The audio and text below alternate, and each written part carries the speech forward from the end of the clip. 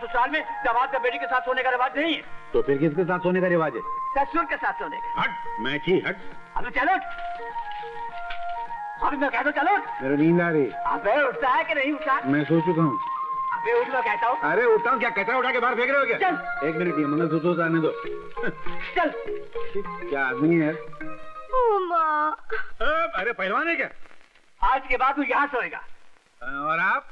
मैं भी यहाँ तेरे साथ। जी, आपके मुंह से बदबू आती है। कोई बात नहीं, तू फिक्र मत कर, मैं मुंह में फ्लिट मार लूंगा, घासलेट छिड़क लूंगा। चले। कौन है बे? दुर्गा प्रसाद जी, दौलत का भंडार हमारे घर में। पधारिए पधारिए पधारिए। धन्यवाद धन्यवाद धन्यवाद। सेठ जी, आपने खुद क्यों कष्ट किया? मुझे हुक्म किया होता तो मैं भागा भागा आपके पास चला आता और जूतों की तरह आपके पाँव से लिपट जाता। कैसी बातें कर रहे हैं आप? अरे नहीं सेठ जी, मैं सच कहता हूँ। मैं दौलत को देवी समझता हूँ और दौलत वालों को देवता। ये तो आपका अपना ख्याल है, लेकिन इस वक्त गर्ज मेरी है, इसलिए मैं आपके पास चला आया हूँ। हुक्म तो कीजिए सेठ जी, क्या सेवा करूँ आपकी? आपका भांजा अनिल, उसके बारे में आपके साथ बात करने आया हूँ। अनिल के बारे में? हाँ। क्यों, क्या क्या उसका वक्त ने? उसने हमारी बेटी का दिल चुरा लिया है। ऐसा? उसने चोरी का धंधा शुरू कर दिया है? मैं अभी जाकर दिल लेकर वापस आता हूँ। नहीं नहीं, आप बात को समझे नहीं साधुराम जी। दरअसल मेरी इकलौती बेटी मोना के लिए मैं अनिल का रिश्ता मांगने आया हूँ। जी, ऐसा? यानी कि आप अपनी बेटी का रिश्ता मेरे भांजे के साथ करना चाहते हैं? ये कैसे हो सकता है सेठ जी? अनिल एक नेक, ईमानदार, शरीफ और पढ़ा लिखा लड़का है और इसीलिए हमने उसे अपना दामाद बनाने का फैसला कर लिया है। सेठ जी, मैं समझ में नहीं आ रहा कि मैं क्या कहूँ और ये क्या करूँ। आप बैठे क्यों हैं? खड़े हो जाइए। मेरा मतलब है कि आप खड़े क्यों हैं? बैठ जाइए ना, मैं भी आता हूँ। लेकिन बात तो सुन लीजिए। जी जी फरमाइए। शादी के बाद हमारी बेटी यहाँ नहीं रहेगी, बल्कि अनिल को हमारे साथ रहना पड़ेगा। मतलब कि अनिल को आप अपना घर जमाई बनाना चाहते हैं? बस यूं ही समझ लीजिए। सेठ जी, एक बात कहूँ, बुरा तो नहीं मानिएगा? नहीं कहिए। इस फैसले के लिए मुझे अपनी घरवाली से जरा राय लेनी पड़ेगी। नहीं जरूर लीजिए। हाँ बैठिए ना। आजी सुनती हो? सुनती हो? आजी सुनती हो?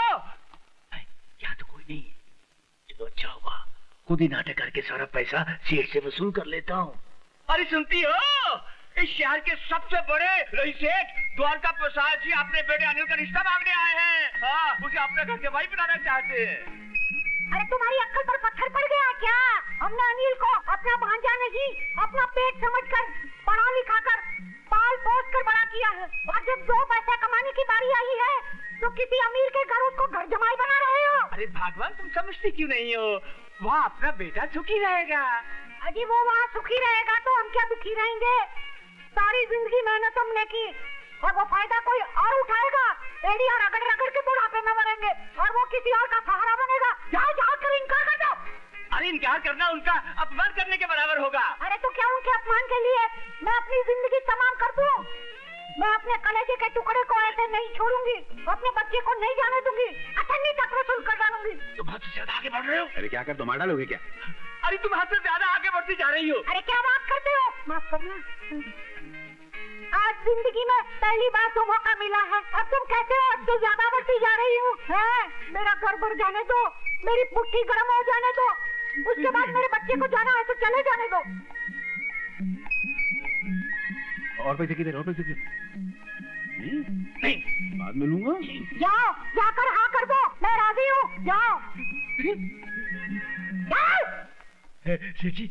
सेठ जी, मैंने अपनी घरवाली को राजी कर लिया है। बहुत अच्छे। बस अब यूँ समझिए कि रिश्ता तय हुआ ही हुआ। साधुराम जी, मैंने आप लोगों की सारी बातें सुन ली है। ये 1 लाख रुपए का चेक है।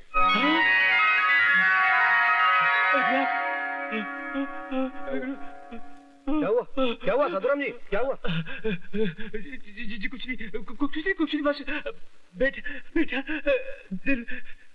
दिल और घर से जुदा हो रहा है ना, उसी काम में बस चक्कर आ गया। अरे जी अनिल बेटा भी आ गया। नमस्ते। अरे नमस्ते से काम नहीं चलेगा बेटा, सेठ जी के पांव छूकर इनका आशीर्वाद लो। ये अपनी बेटी का रिश्ता तुम्हारे लिए लेकर आए हैं और हमने उसे मंजूर कर लिया है। चलो पांव छुओ। नहीं बेटे, जीते रहो, जीते रहो। साधुराम जी मैं चलता हूँ। नमस्ते। हाँ बेटा, सेठ जी को बाहर छोड़ कर आओ। बेटे बैठो तुम, मैं चला जाऊंगा। ये सेठ द्वारका प्रसाद जी यहाँ क्यों आए थे? मैं बताता हूँ ना, वो अपनी बेटी मोना के लिए दामाद खरीदने आए थे। क्या? और इनको खरीद के चले गए। हाँ, ससुर जी ने 1 लाख रुपए में तुम्हें भेज दिया है। उनके घर में घर जमाई बन के रहोगे मेरी तरह। मुबारक हो। घर जमाई? जय हो लक्ष्मी देवी, जय हो, जय हो।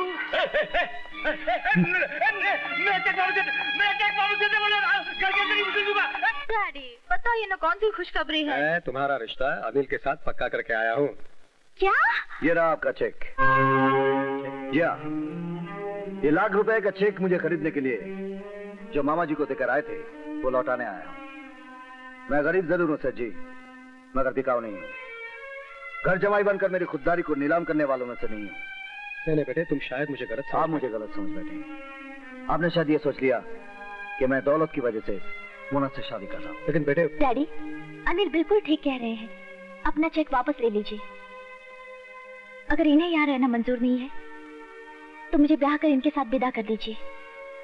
ये मुझे जहाँ भी ले जाएंगे, जैसे भी रखेंगे, मैं उसी को अपना स्वर्ग समझूंगी। नहीं मोना, ये भी नामुमकिन है। ऐशोआराम में पली हुई एक रईस इंसान की बेटी को अपने घर ले जाकर दुख और तकलीफ के कांटों में नहीं घसीटूंगा। मैं तुम्हारे लायक नहीं हूं मोना। इसका मतलब है कि तुम मुझसे ब्याह ही नहीं करना चाहते।